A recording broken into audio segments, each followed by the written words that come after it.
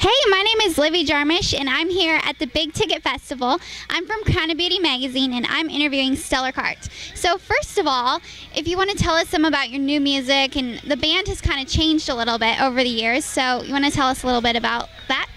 Yeah, I'd love to. The new CD is called All In. Should I talk to you or should I talk to the camera? It doesn't matter. Okay, I'll look at both. I'll do both. All right. Okay. Yeah, the new CD is called All In. It comes out in August, and we released a single off of it called All In (parentheses Apologize) a couple weeks ago, and we got to make a video for it in Nashville, which was fun. But yeah, the new project it took over 100 songs written to come up with the 10 that went on that record, and so we're really proud of it, and playing some of the new songs live, having a great time. This is Allie. Hey guys. She's been with us on the road for about a year now, and she is Nick's sister. Say hi, Nick. Hi, Nick. Nick's been playing with guitar for us for like 3 years now. Jeremy's been with us for way too many years. 2. And we're having a great time. Awesome. Okay, so my next question is about your single. It's really about being strong and bold in your faith and not being apathetic. What's the story behind that song? Yeah, I wanted to write a song basically saying I'm not ashamed of what I believe in, and you know, a lot of us, including myself, not that we're doing anything wrong with our lives, we're just not living 100% sold out, believing, and I think this song is an encouragement and a challenge to get out there and live your faith 100%, be all in. Don't just do it halfway. Don't just compartmentalize God into one day of the week, or just pray when you need something or when you're in trouble, but really be connected to Him all the time. Awesome. So what are some practical ways, like in your own lives, if you each want to share about something that maybe is hard for you, but when you step out and do it in faith, it's like really rewarding? If you can think of kind of a hard question. Yeah, that's a tough question. Just basically, like, is there anything in your life that's tough to step out on faith and do, but then once you do it, it's rewarding?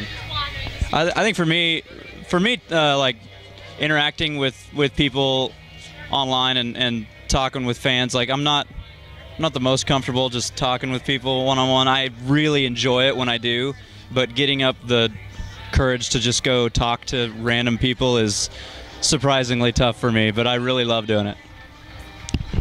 I would probably have to say hardest thing for me is talking to friends that actually don't believe in God about the fact that I do and why I do, because a lot of people don't really understand like the true meaning of being a Christian, so that's a hard thing. You have to be kind of bold and confident and not be scared to say what you believe in, so that's probably mine. I'm kind of like Adam, a little bit of an introvert, so definitely not the most outgoing person in the world, but what? I am not, despite what they say. But yeah, when you definitely start to talk to kids and stuff, it definitely is super rewarding. So. Take the mic all night. Yeah. My thing, you know, we're on the road so much, so sometimes when I'm home, I just want to be home, but I still feel called to be involved in my local church, and sometimes I'm like, oh, I just got home, I don't want to get up at 6 a.m. so I can go set up and play at church, you know, Sunday morning, but, you know, every time I do, I go, and you know, I feel more fulfilled than when I came in, so it's, that. Yeah, that's the perfect example of something you don't feel like doing, but then once you do it, you're so glad you did it. So if you guys could describe just in a couple sentences what your band is all about, what the purpose and mission is, like what's that one thing that you want people to go home after a show or after they're done listening to music to walk away with? Yeah, I think a few things. Kart has been all about encouragement from day one. So I would say one word is we want to encourage you. But then with this new project, it's not just that. It's not just, hey, we want to encourage you and leave it at that. We want to encourage you and challenge you to live what you believe and not be afraid to stand up for who you are. There's a lot of people today struggling with identity, struggling with, you know, who they are, trying to find who they are. And when we find our identity in God, that's when we are able to just say, you know what, I don't care what people think about me. I'm going to believe what I'm going to believe, and that's just who I am. And that's kind of the message we want to get across. Awesome. So that really leads into my next question, which our online magazine is really about encouraging girls just to be themselves and to find their identity and self-worth in the Lord. And so many girls struggle with self-image issues and believing that they're not beautiful. What would you say to a girl who is just really struggling to find herself and know that she's valuable? Oh, man. You're a girl. Oh, self-image. I would say that it's all going to go away when you get old. It's seriously, don't worry about it. People are more attracted to your personality and who you are and what you believe in and what you're passionate about than what you're wearing and how your hair looks. At the end of the day, that's the most important thing, and that's how you're going to make friends, and that's how you're going to find the guy that you're going to marry, not by wearing the correct shoes. It's about who you are and your personality and being strong. And I don't know how to remind girls every day that that's the truth, but trying with this band, you know? Yeah, I think just like what Ali said, it's be yourself, be who you are. Don't try to be somebody that you see in a magazine. Don't try to be somebody you see on the movie screen. Just be you and be who God created you to be, because that's exactly how He wanted to make you, and you're beautiful and you're perfect exactly how He wanted to make you. So that's what I'd say. Just be yourself. That's the best way. Thanks. That's really encouraging. So, do you girls and guys have any advice about boys? Because at our age, girls can get kind of obsessed with boys and they want to know how to maybe go chase the right boy. I mean, would you suggest chasing a boy or not chasing a boy, dating, not waiting? Like, what are your thoughts about all that boy crazy stuff? Yeah, if you're really fast and you can chase a boy and catch him, then he's a keeper. Okay. Don't chase boys. They need to chase you. Okay, there you go. No, I don't know.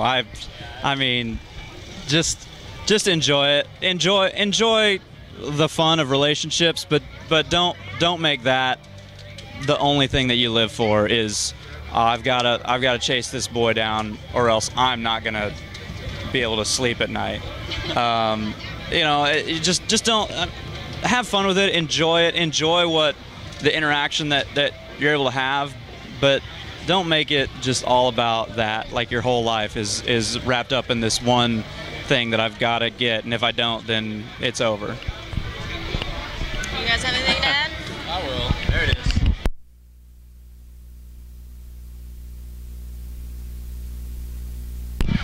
Okay, there we go. I'm one of the people that actually thinks that dating is important. I think when you...